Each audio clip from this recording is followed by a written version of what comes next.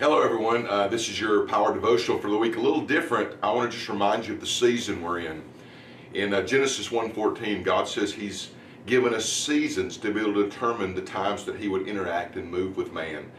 And for many of us, we believe that seasons are fall, winter, spring. That's become the secular mindset. But in reality, that word in the Hebrew means festival or feast. In other words, God gave us the feast as a calendar piece so that we'll always know when God wants to interact and move in our behalf, and we can catch momentum. We're coming up to one of those very, very special times of year.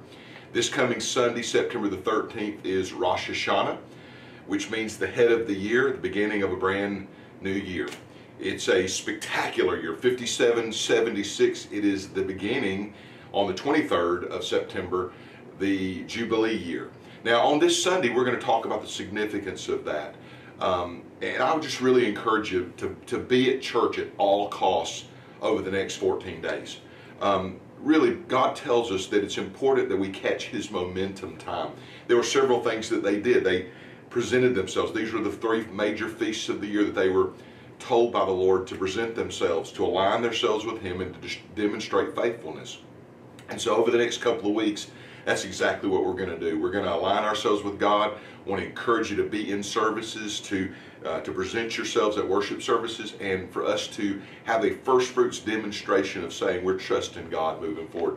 This is a very special year because the end of this year is what is called a Shemitah year, which in other words, God spoke to Moses about every 7 years letting the land rest for a year. And if they obeyed that God would send an incredible amount of blessing.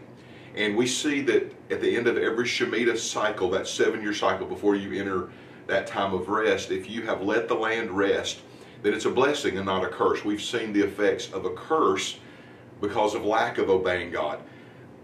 In 01 was the last 7-year cycle. Right at the Shemitah, end of the Shemitah year was when 9/11 happened, the attacks on the World Trade Center and terrorism. 7 years later, in 08 to the day, the Shemitah year ended, and it was the stock market crash. And so here we are 7 years later in 15 at that cycle again.